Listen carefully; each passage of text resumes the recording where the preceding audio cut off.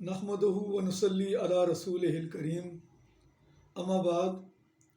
اعوذ باللہ من الشیطان الرجیم بسم اللہ الرحمن الرحیم۔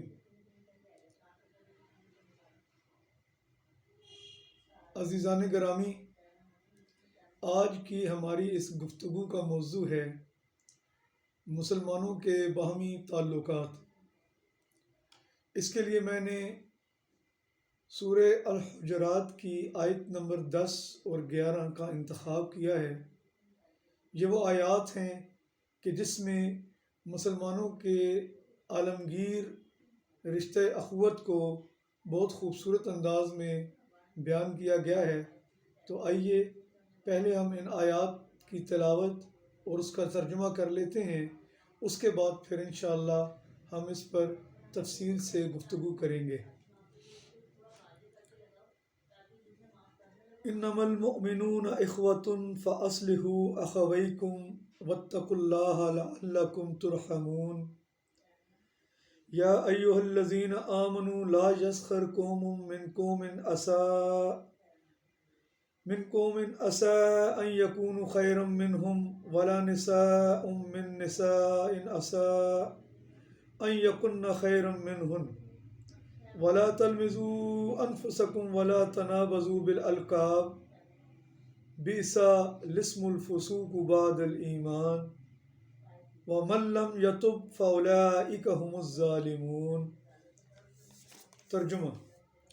مومن تو ایک دوسرے کے بھائی ہیں، اپنے بھائیوں کے درمیان تعلقات کو درست کرو اور اللہ سے ڈرو، امید ہے کہ تم پر رحم کیا جائے گا۔ اے لوگو جو ایمان لائے ہو، نہ مرد دوسرے مردوں کا مذاق اڑائیں، ہو سکتا ہے کہ وہ ان سے بہتر ہوں، اور نہ عورتیں دوسری عورتوں کا مذاق اڑائیں، ہو سکتا ہے وہ ان سے بہتر ہوں۔ آپس میں ایک دوسرے پر طعن نہ کرو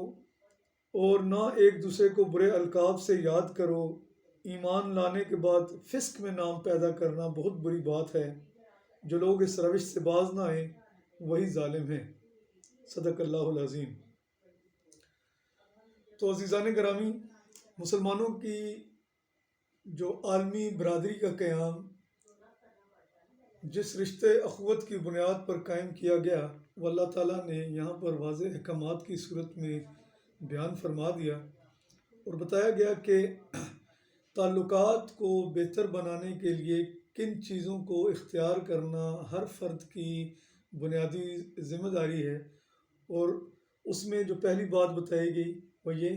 کہ نہ مرد دوسرے مردوں کا مذاق اڑائیں اور نہ عورتیں دوسری عورتوں کا مذاق اڑائیں۔ اکثر ہوتا یہ ہے کہ جس وقت ہم ایک محفل میں کوئی گیٹ ٹوگیدر ہو رہا ہوتا ہے، ہم وہاں پر بیٹھے ہوتے ہیں، تو ہم جانے انجانے میں کوئی اس قسم کی حرکت کرتے ہیں جس سے ہم کسی کی دل آزاری کر بیٹھتے ہیں، یا کسی کی تضحیک کا کوئی پہلو ہماری بات میں دکھائی دے رہا ہوتا ہے۔ اس کی وجہ سے ہمارے باہمی تعلقات جو ہوتے ہیں وہ ڈیمیج ہو جاتے ہیں۔ دوسری بات یہ کہ اگر ہمارے درمیان کسی قسم کا کوئی جھگڑا ہو جاتا ہے دو بھائیوں کے درمیان میں، ظاہر ہے جس وقت آپ ایک جگہ پر رہ رہے ہوتے ہیں تو اس میں کوئی نہ کوئی سچویشن ایسی پیدا ہو جاتی ہے کہ جس میں جھگڑے کا کوئی پہلو وہاں پر سامنے آتا ہے، تو پھر وہاں پر طعن و تشنیع سے جو ہے وہ گریز کرنا، یہ بھی باہمی تعلقات کو درست رکھنے کا ایک بہت بڑا جو ہے وہ تقاضا ہے کہ ہم طعن و تشنیع سے اپنے آپ کو بچائیں۔ ذرا سی بات کے اوپر طعن و تشنیع کرنا اور جو ہے وہ ایک دوسرے کی برائیوں کو فائنڈ آؤٹ کرنا، یہ ایک بہت بری بات اس کو کہا گیا ہے۔ اور ساتھ میں یہ کہا گیا کہ ایک دوسرے کو برے القاب سے یاد نہ کرو۔ دیکھیں، یہ بعض اوقات ایسا ہوتا ہے کہ ہم مذاق میں بھی کوئی اس قسم کا نام کسی کا رکھ دیتے ہیں کہ جو اس کے لیے دل آزاری کا باعث ہوتا ہے۔ تو یقیناً اس سے بچنا جو ہے وہ ہر مسلمان کی بنیادی ذمہ داری ہے نا۔ اللہ تعالیٰ فرماتے ہیں کہ ایمان لانے کے بعد فسق میں نام پیدا کرنا انتہائی بری بات ہے۔ مطلب یہ تمام تر برائیاں جو یہاں پر بیان کی گئیں، اس کو فسق سے تشبیہ دی گئی اور کہا گیا کہ یہ اے، گناہ کی باتیں ہیں، اس میں نام پیدا کرنا انتہائی بری بات ہے نا۔ اور اگر پھر بھی ان تعلیمات کے بعد بھی اگر تم ان کاموں سے باز نہیں آتے تو پھر یقیناً تمہارا شمار جو ہے وہ ظالموں میں کیا جائے گا۔ تو عزیزان گرامی، آپس کے تعلقات کو درست رکھنا اللہ کے خوف کی علامت ہے، اور یہ اس چیز کے لیے وہی لوگ جو ہے وہ کوشاں ہوتے ہیں کہ جو اپنے اندر تقوی کی صفت کو مضبوط کرنا چاہتے ہیں، اللہ تعالیٰ کے خوف کو مضبوط کرنا چاہتے ہیں، تو آپس کے تعلقات کو درست رکھنا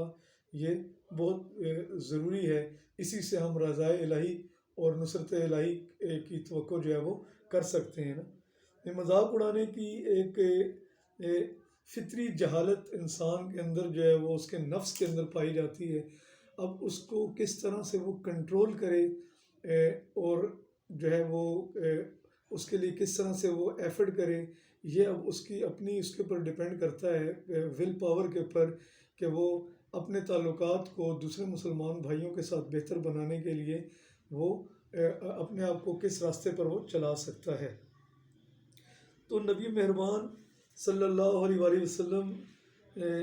سے صحیح بخاری کتاب الایمان میں ایک روایت جو ہے وہ موجود ہے۔ حضرت جریر بن عبداللہ رضی اللہ تعالیٰ عنہ فرماتے ہیں کہ رسول اللہ صلی اللہ علیہ وآلہ وسلم نے مجھ سے تین باتوں پر بیعت لی تھی۔ ایک یہ کہ نماز قائم کروں گا،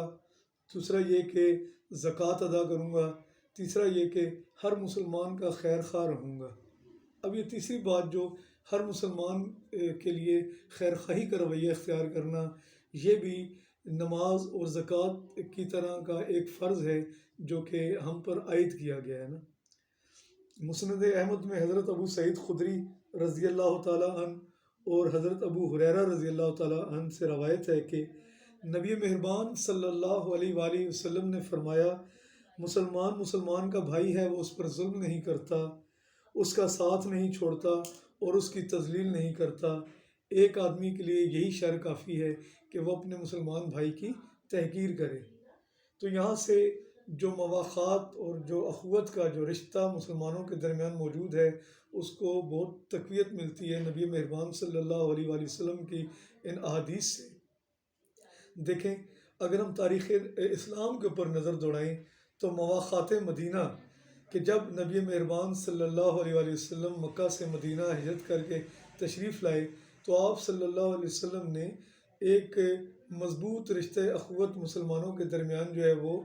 قائم کیا، اور فرمایا کہ آج سے ابو بکر صدیق کو میں خارجہ بن زید کا بھائی قرار دیتا ہوں، عمر ابن الخطاب کو میں عتبان بن مالک کا بھائی قرار دیتا ہوں، عثمان ابن عفان کو اوس بن ثابت کا بھائی بتاتا ہوں۔ اسی طرح سے تمام صحابہ کرام کے درمیان رشتہ اخوت قائم کرنے کے بعد آخر میں آپ نے فرمایا کہ علی ابن طالب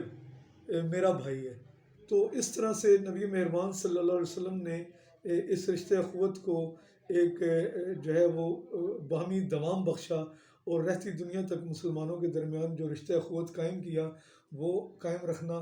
آج کے مسلمان کی ذمہ داری ہے نا۔ مولانا ظفر علی خان بڑے خوبصورت انداز میں اس رشتہ اخوت کو بیان کرتے ہیں، فرماتے ہیں کہ اخوت اس کو کہتے ہیں، چبھے کانٹا جو کابل میں تو ہندوستان کا ہر پیر و جواں بے تاب ہو جائے۔ تو احباب گرامی،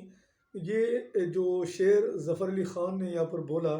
یہ دراصل نبی مہربان صلی اللہ علیہ وآلہ وسلم کی ایک حدیث ہی کا مفہوم ہے۔ بخاری و مسلم میں ایک صحیح روایت موجود ہے، آپ صلی اللہ علیہ وسلم نے فرمایا کہ مومنوں کی مثال آپس کی محبت، وابستگی اور رحم و شفقت کے معاملہ میں ایسی ہے جیسے ایک جسم کی حالت ہوتی ہے کہ اس کے کسی عضو کو بھی تکلیف ہو تو سارا جسم اس پر بخار اور بے خوابی میں مبتلا ہو جاتا ہے۔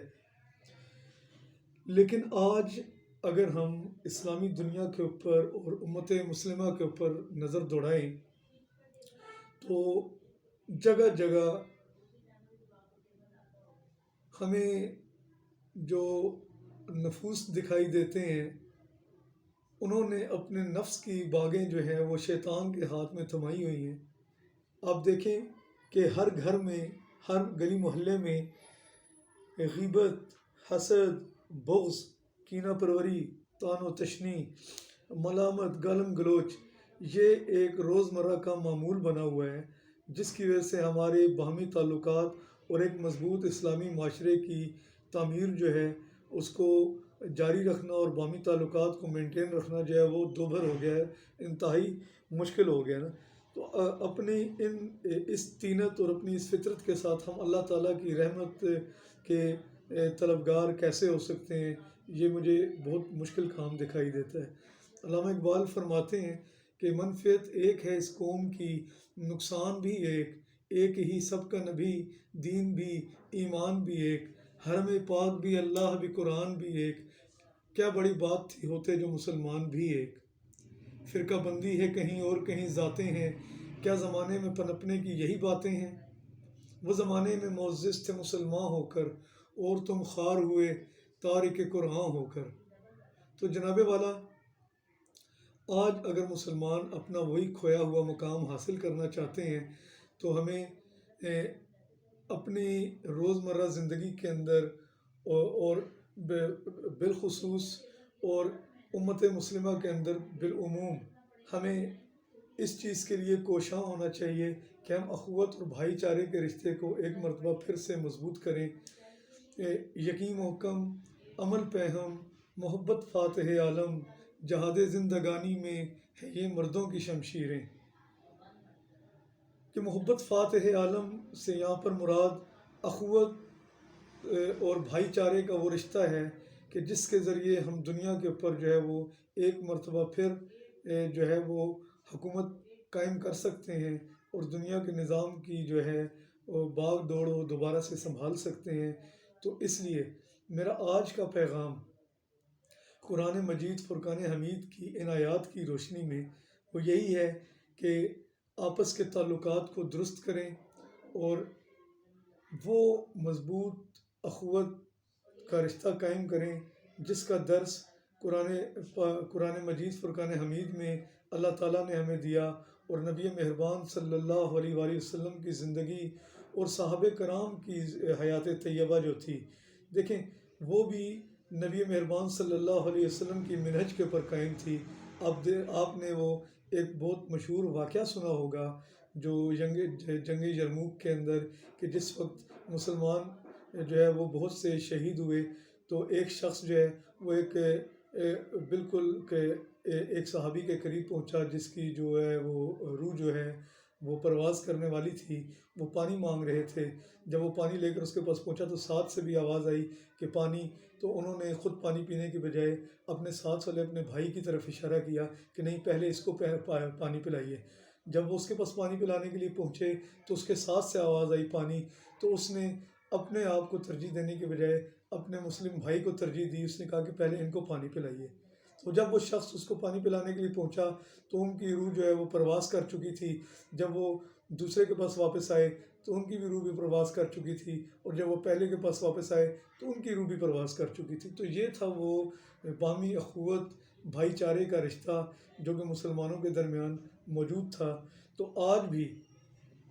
آپس کے تعلقات کو درست کرنے، اپنی ذات اور مادہ پرستی کو چھوڑ کر، اس کو بھول کر ایک بین الاقوامی برادری کے بارے میں ہم سوچیں کہ تمام مسلمان آپس میں بھائی بھائی ہیں، جسد واحد کی طرح ہیں۔ وہ تمام مسلمان آج ہماری جو ہے وہ مدد کے منتظر ہیں۔ اس مدد کے لیے ہم اپنے روزمرہ کے معمول میں سے وقت، اس میں سے انفاق، ہر لحاظ سے ہم اپنے بھائی کی ضرورت کو پورا کرنے کی کوشش کریں، تو پھر ہم امید کر سکتے ہیں کہ ہمیں اللہ تعالیٰ کی نصرت اور اللہ تعالیٰ کی رضا کا جو ہے وہ حصول ہمارے لیے ممکن ہو سکے گا، اور اخروی کامیابی اور دنیاوی کامیابی دونوں ہمارا مقدر بنیں گی۔ وما علینا الا البلاغ۔